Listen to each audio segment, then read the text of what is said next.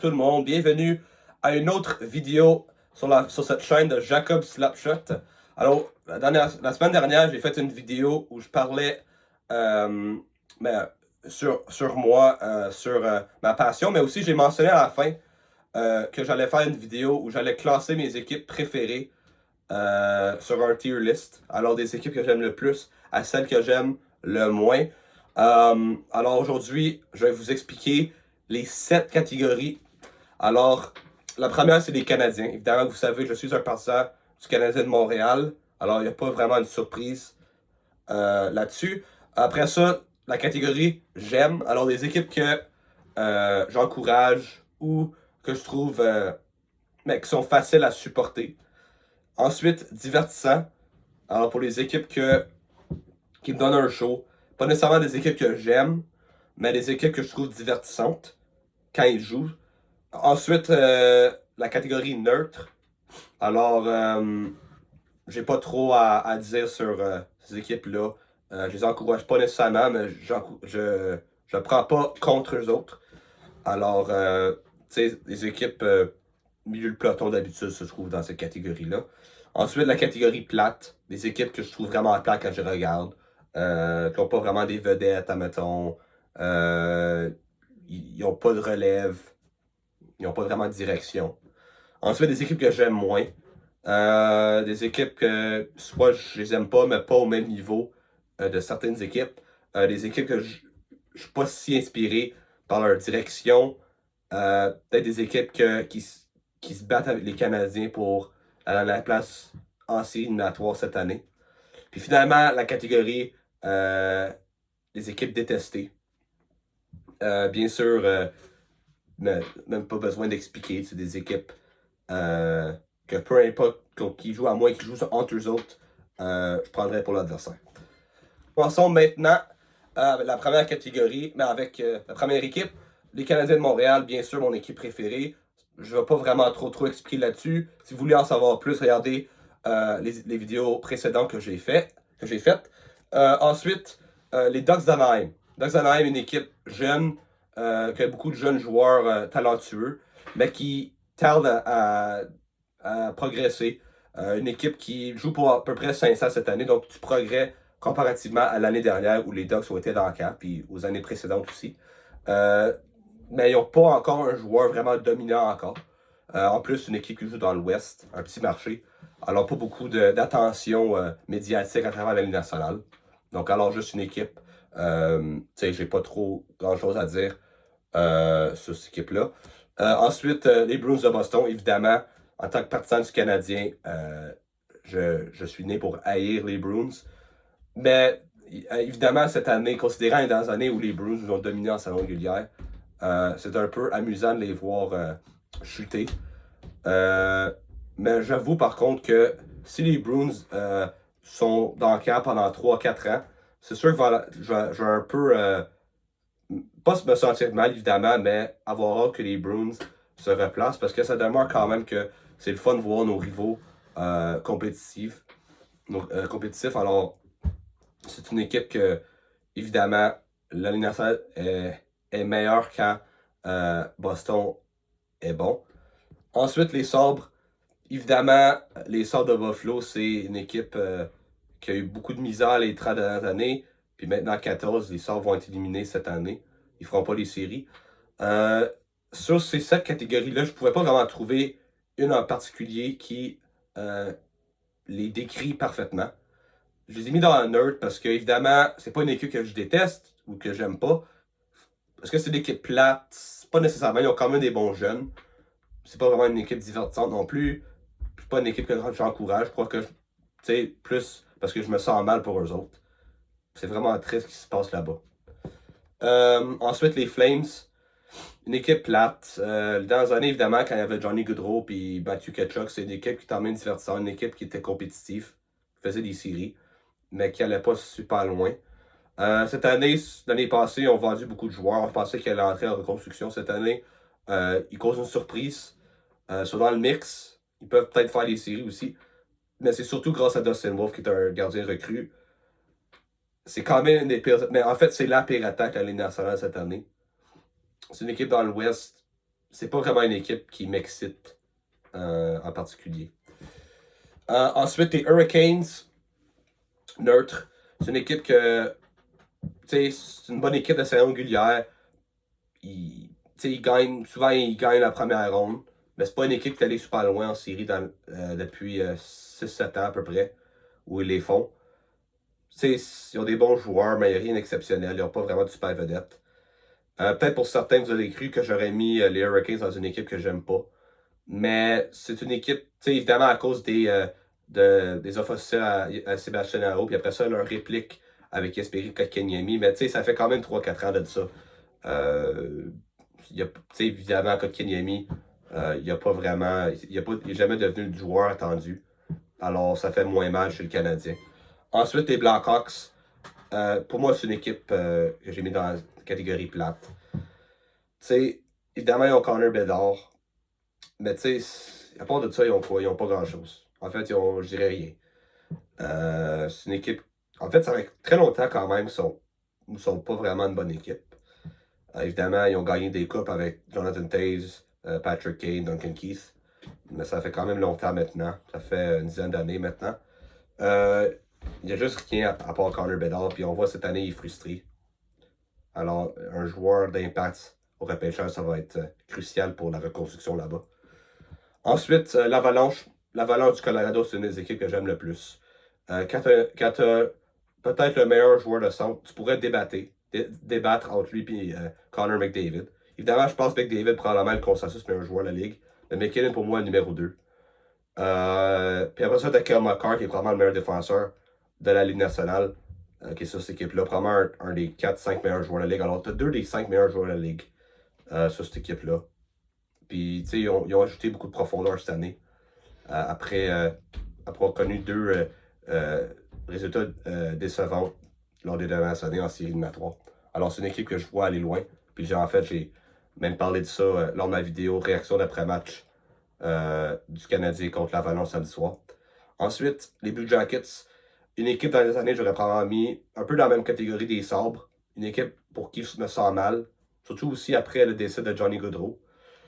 Mais c'est une équipe que cette année, menée surtout par des jeunes, cause une surprise cette année. Ils sont dans le mix. C'est une équipe qui est quand même surprenante offensivement. Malheureusement pour eux autres, ils commencent à shooter un peu. La seule raison pourquoi je ne l'ai pas mis dans la catégorie que j'aime, c'est à cause du fait que ça dans le mix avec les Canadiens. Alors je peux pas trop encourager pour cette équipe-là parce que sinon ils vont prendre la place du Canadien. Par contre, si le Canadien était pour rater les séries cette année, j'aimerais ça que ce soit Columbus qui fasse les séries à leur place. Ensuite, les Stars. Moi, j'ai toujours aimé les Stars de Dallas. Évidemment, c'est une équipe qui a beaucoup de profondeur. Une équipe qui a quand même connu du succès dans les années. Malheureusement, ils n'ont pas encore gagné la Coupe cette année, mais ils sont quand même rendus loin.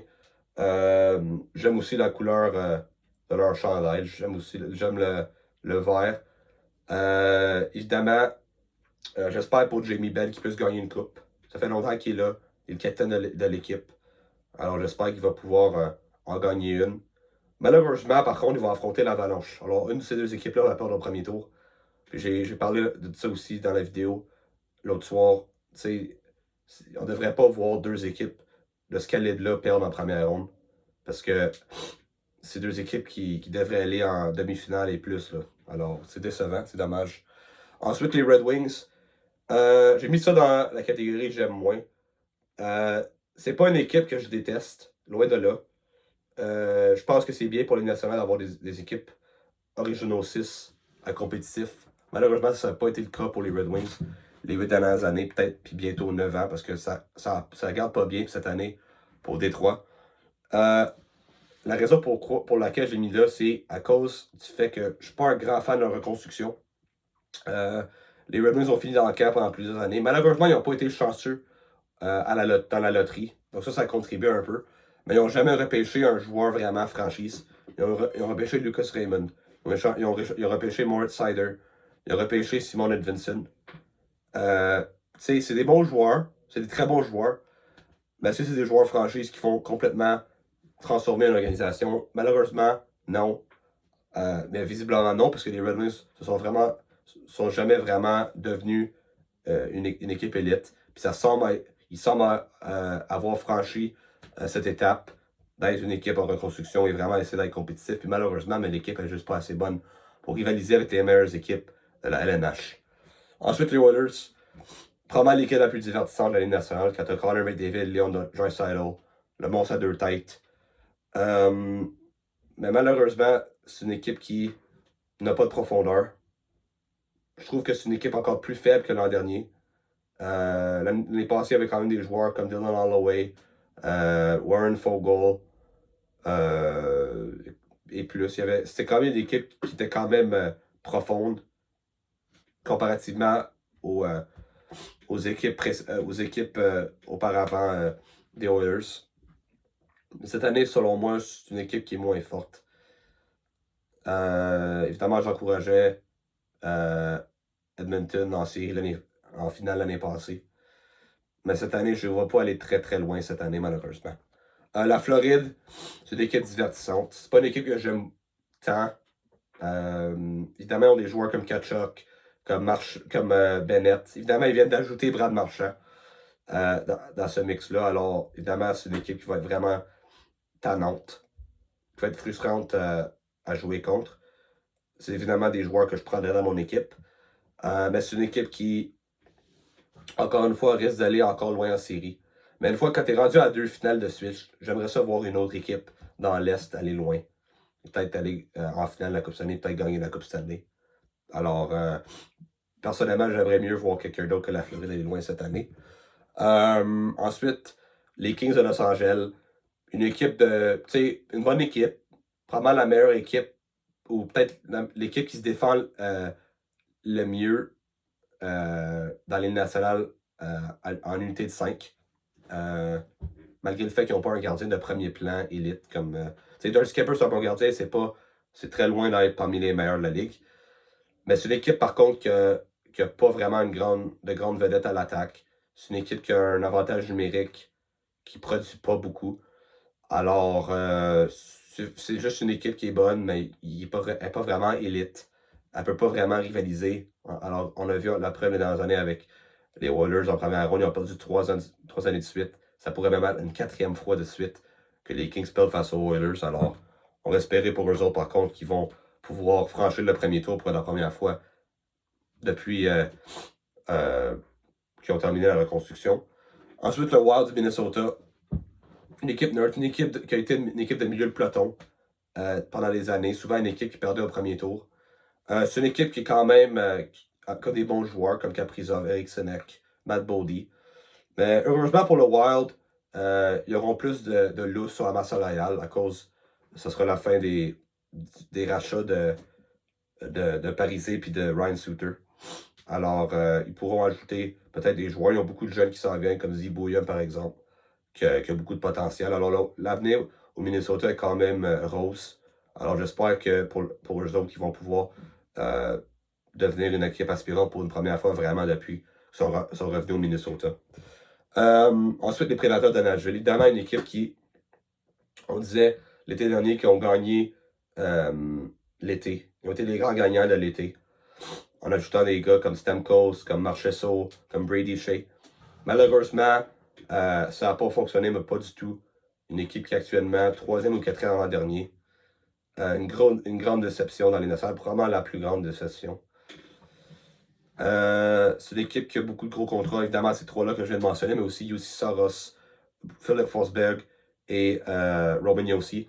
Alors, ça donne une équipe qui va probablement être forcée de garder ces joueurs-là ensemble. Donc, ça va les empêcher de démolir l'équipe et commencer à nouveau avec des jeunes de premier plan. Alors, ça risque d'être une équipe de milieu de peloton pendant les années. Là. Puis peut-être une des équipes en camp pendant les prochaines années. Alors, c'est une équipe qui m'inspire pas. Puis qui m'excite pas. Puis... Alors, maintenant, les Devils. Une équipe divertissante. Évidemment, il y a 2 ans, quand on a eu la saison de 110 points. Évidemment, on pensait tous qu'elle allait devenir une super puissance pendant les années. Malheureusement, l'année passée, à cause de blessures et de mauvaises performances sur un gardien de but, les Devils ont chuté au classement, ils ont raté les séries. Cette année, ils ont eu un bon début de saison, mais là, depuis que Jack Hughes est blessé puis Dougie Hamilton, les Devils sont un peu en danger de rater les séries. Je pense qu'ils vont réussir à les faire parce qu'ils ont quand même un bon coussin, mais sont quand même en danger, ils sont pas confortables. Alors, pour eux autres, l'avenir est quand même prometteur. Ensuite, les Islanders, probablement l'équipe la plus plate de tous les temps. Je les ai mis dans j'aime moins. C'est une équipe qui n'a pas beaucoup de talent. C'est une équipe qui est lente, qui est vieille. Ils ont décidé de vendre la limite. Ils ont échangé Brock Nelson au Colorado. C'est une équipe que je ne vois pas vraiment la direction où ils s'en vont. Il y a eu des rumeurs d'échanges avec Noah Dobson. Lula Moriello, je ne sais pas ce qu'il va faire, mais les Islanders, c'est pas une équipe qui m'excite beaucoup. Puis j'ai dit ça aussi dans la vidéo samedi, que si le Canadien allait faire les séries, puis c'est les Islanders qui prenaient leur place, que je décidais d'arrêter de regarder les séries parce que c'est une équipe qui est dure à regarder. Ensuite, les Rangers, encore une fois, une équipe qui est dans le mix avec le Canadien. Contrairement aux Islanders, les Islanders, s'ils trouvaient une façon de faire les séries, ils mériteraient, considérant qu'ils ont perdu beaucoup de joueurs. Puis c'est une équipe qui est travaillante. Mais tu peux pas dire la même affaire les Rangers. C'est une équipe qui a beaucoup plus de talent que les Islanders, surtout à l'attaque, mais qui n'a pas de structure, ne semble pas. Ils n'ont pas vraiment. Ça n'a pas l'air d'une équipe qui sont trop intéressés à faire les séries. Alors, c'est une équipe qui a mal développé ces jeunes. Ils ont trop accéléré leur reconstruction. Ça a donné qu'ils sont pris avec un noyau de joueurs dans la trentaine. Au lieu d'avoir des jeunes comme Kako et Lafrenière vraiment être les piliers de cette franchise. Alors, ça pourrait être une équipe qui est en pente descendante, mais considérant tout ce qui se passe cette année avec les Rangers, puis il y avait ce qui est dit à propos de Chris Drury, qui gère un peu son équipe comme, ou ses joueurs comme des robots quasiment. Là. Il traite pas super bien ses joueurs. Qu'est-ce qu'il a fait à Trouba, qui est quand même le capitaine de l'équipe. Il a juste. Il s'en est débarrassé. Je sais pas, je trouve que c'est pas vraiment une belle culture d'entreprise, les Rangers. Alors, c'est pas une équipe, surtout avec ce qui s'est passé cette année avec la saison qu'ils connaissent, que j'aime beaucoup. Ensuite, les Sénateurs d'Ottawa, une équipe que je déteste. Moi, personnellement, en tant que partisan du Canadien, j'aimerais ça voir les Sénateurs faire les séries, considérant que ça fait déjà, je crois, 7 ans que les Sénateurs n'ont pas fait les séries. Je trouve que pour la région d'Ottawa et juste l'Est de l'Ontario, ça serait le fun de voir les Sénateurs faire les séries pour la première fois en longtemps. C'est sûr que les Sénateurs, quand ils jouent contre eux autres, avec des joueurs comme Katchuk, comme Ridley Gregg, Tim Stützle, c'est des joueurs que, en tant que partisan, quand on joue contre eux autres, je les déteste. Mais ça donne quand même que c'est bien. C'est le fun de les revoir compétitifs. Puis j'espère que ça va être une belle réalité avec le Canadien pendant les 5 à 10 prochaines années. Les Flyers de Philadelphie, c'est une équipe que je trouve plate. Depuis quelques années, c'est une équipe de milieu de peloton. Ils ont un peu ils commencent une reconstruction. Dans les dernières années, c'est un peu ça qu'ils ont essayé de faire. Malheureusement pour eux autres, ils ont un peu trop gagné. Il faut donner crédit à John Tortorella pour ça, qui a quand même su maximiser ses effectifs. Heureusement pour eux autres, cette année, Matvei Michkov, évidemment, il ajoute une dose de talent pour cette équipe-là. Mais à part de ça, c'est pas une équipe qui m'excite bien. Alors, c'est vraiment juste une équipe de milieu de peloton pour l'instant, qui semble plus être une équipe en reconstruction. Les Penguins, c'est une équipe que j'ai mis dans les équipes que j'aime moins. Il y a 3-4 ans de ça, j'aurais probablement mis les Penguins comme une des équipes que j'aimais le plus. J'adorais Crosby. J'adore Crosby encore. J'adore Malkin. J'adore Chris Letang. Mais malheureusement, ils ont gardé ces joueurs-là un peu trop tard dans leur carrière. Ça donne qu'ils commencent à perdre un peu de valeur, surtout le temps. Puis c'est une équipe qui il semble pas être intéressé de reconstruire. Je ne sais pas si c'est Sidney Crosby qui veut pas faire partie de reconstruction ou c'est vraiment Kyle Dubas qui s'entête à continuer de pousser avec cette équipe-là pour essayer de soutirer le maximum et pouvoir gagner une Coupe cette année. Je pense pas que ça va arriver avec cette équipe-là. Ils vieillissent, il n'y a pas de gardien de but, il n'y a pas vraiment une bonne défensive, au moins défensivement. Parce qu'ils ont Carlson, ils ont Chris Letang, mais c'est surtout des défenseurs offensifs. Puis en l'attaque, il n'y a pas de profondeur après le trio de Crosby. Alors, c'est vraiment une équipe qui s'en va de nulle part. Puis, j'ai souhaité je souhaite du succès à Crosby, mais j'espère personnellement que Crosby va vouloir être échangé à une équipe qui a une vraie chance de gagner une Coupe Stanley. Comme le Canadien, par exemple, dans les prochaines années. Pas cette année, mais peut-être dans 2 ans, on pourra avoir une chance de gagner la Coupe Stanley, puis on ajoute Crosby à date limite. On peut y rêver. Mais je pense que ça va être la décision à Crosby, cependant. Les Sharks, c'est une équipe qui, évidemment, a été bonne pendant plusieurs années, mais ils n'ont jamais gagné la Coupe Stanley. Ils ont passé proche plusieurs fois, par contre. Après ça, ils ont ajouté Erik Karlsson pour essayer d'amener ça à un autre niveau. Malheureusement, ça a vraiment floppé. Puis ça a forcé l'équipe. Beaucoup de leurs joueurs ont commencé à vieillir, puis ça a fait que l'équipe a chuté drastiquement dans le classement. Ça a pris quelques années avant que les Sharks décident vraiment de reconstruire. Mais puis quand Mike Gray est arrivé là comme directeur général avec le mandat de reconstruire, mais il a quand même démoli l'équipe au complet.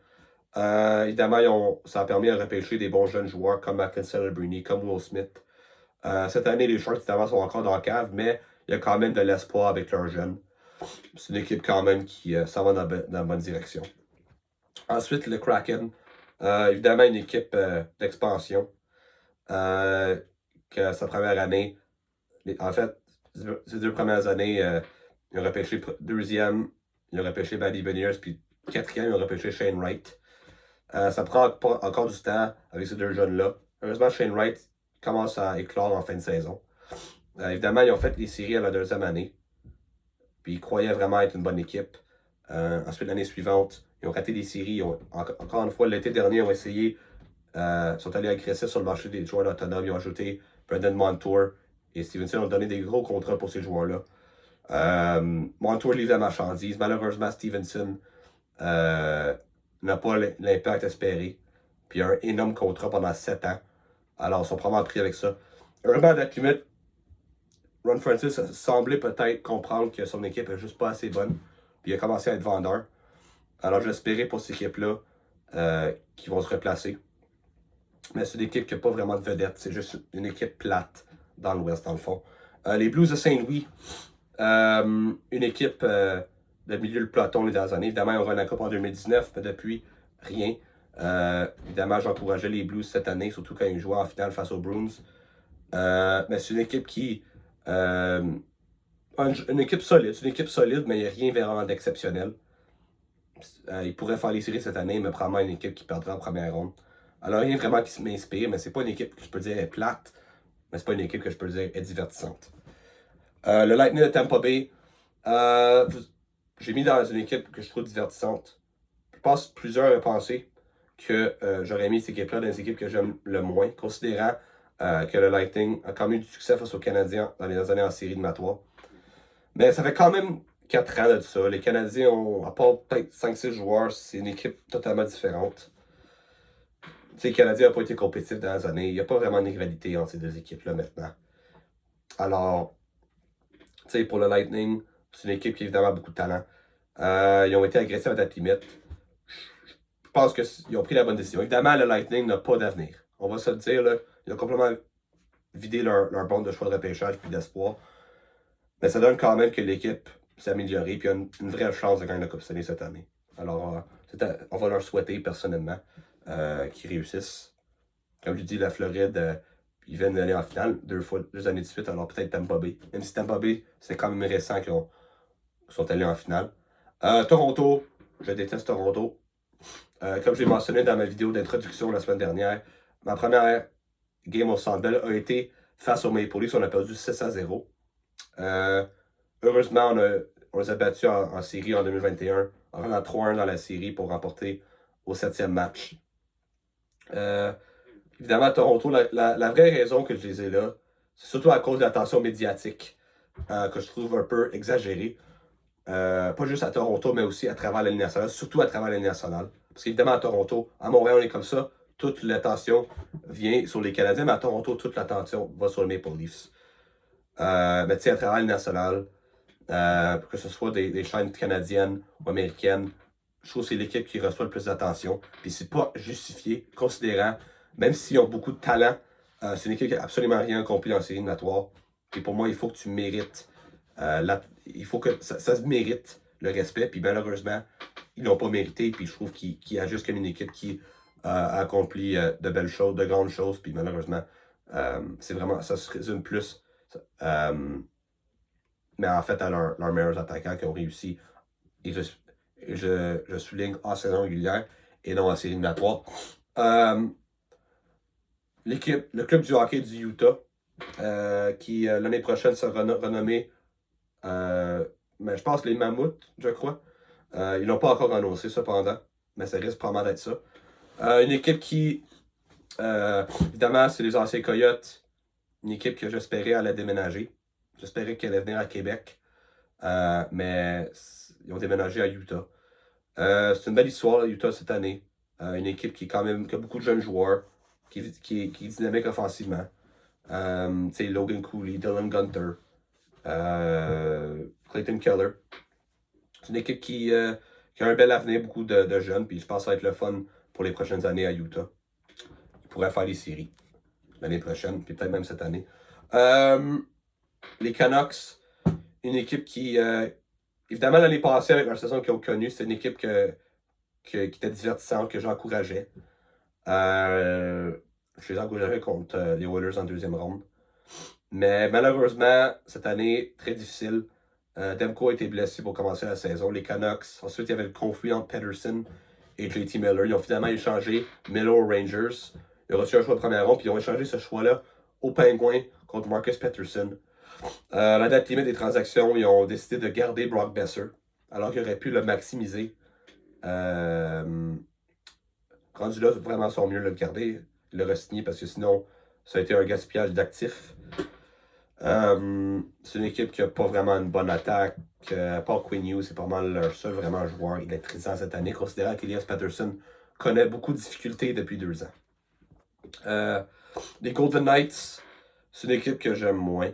Je déteste pas les Golden Knights, mais c'est une équipe que, tu sais, le fait qu'ils sont arrivés dans la Ligue nationale à 8 ans, ils ont déjà gagné une coupe, ils sont déjà allés en finale 2 fois, ils sont déjà allés en demi-finale 4 fois.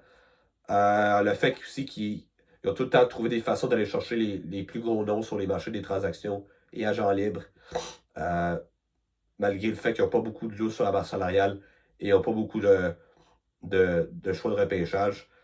Je sais pas, c'est une équipe qui n'est pas comme les autres. Ça peut être positif, mais dans ce cas-ci, considérant en si peu de temps, avec le succès qu'ils ont eu, on peut peut-être un peu de jalousie, on peut dire. Heureusement, par contre, le Canadien les a battus en demi-finale de 2021, alors on peut rien. Puis ils nous ont échangé Nick Suzuki contre Max Pacioretty. Alors on peut pas vraiment se plaindre en tant que partisan du Canadien. Mais je suis un peu tanné de voir les Golden Knights aller loin à chaque année. Alors, mais c'est ça. Les Capitals, j'aime beaucoup les Capitals. J'ai toujours aimé les Capitals. Évidemment, Ovechkin, c'est un de mes joueurs que j'ai aimé le plus regarder pendant les années. Évidemment, maintenant, qui est à la chasse au record de Wayne Gretzky. Puis qui est vraiment pas loin. Je pense qu'il reste 7 buts, me semble. Alors, évidemment, les Capitals, ces années, c'est une équipe qui était vieille, qui commençait à ralentir. Mais là, après ça, cet été, ils ont été vraiment agressifs. Puis ils ont fait que les Capitals ils ont ajouté plusieurs bons joueurs qui fitaient dans leur équipe. Surtout des joueurs qui étaient un peu plus jeunes aussi. Alors qu'ils pourraient rester avec l'équipe pendant plusieurs années. Puis ça a donné que cette année, mais l'équipe est au sommet du classement. Mais en tout cas, dans l'Est, je ne sais pas, ils sont certainement top 2 là, avec eux autres puis Winnipeg. C'est une équipe qui risque qui pourrait aller loin. Mais qui risque par contre de jouer contre le Canadien en première ronde si le Canadien fait les séries. Alors si c'est le cas, ben j'espère que Washington perde. Et là, finalement, Winnipeg, une équipe qui, évidemment, qui est revenue à Winnipeg en 2011, qui a été une équipe un peu de milieu de peloton pendant plusieurs années. Mais depuis quelques années, une des meilleures équipes en saison régulière. Mais malheureusement, ça ne s'est pas traduit en succès en série éliminatoire. L'année passée, je les voyais aller en finale. Puis malheureusement, mais, ils ont perdu en 5 face à l'Avalanche. Ils ont été complètement dominés. Hellebuck qui a vraiment connu des difficultés. Alors le souhait cette année, c'est que les Jets, ça se répète pas puis que l'équipe aille loin. Je ne sais pas comment je me sens si je suis un partisan des Jets contre l'Avalanche, contre les Stars. Mais c'est une équipe certainement que, en tant que partisan du Canadien, en tant que Canadien, j'aimerais ça voir une équipe canadienne gagner le Cup. Puis pour moi, en 2025, la meilleure équipe canadienne est les Jets de Winnipeg. Alors, on va leur souhaiter bonne chance cette année, puis qu'ils puissent, enfin mettre fin à cette disette de plus d'une trentaine d'années sans Coupe Stanley au Canada. Alors, cela met fin à la vidéo. N'oubliez pas de liker et d'abonner à ma chaîne YouTube. Si vous avez manqué ma vidéo d'introduction, je vous suggère fortement d'aller la regarder. Je parle un peu de ma passion pour le hockey, l'avenir de cette chaîne, etc., etc., etc. Et on se voit à la prochaine.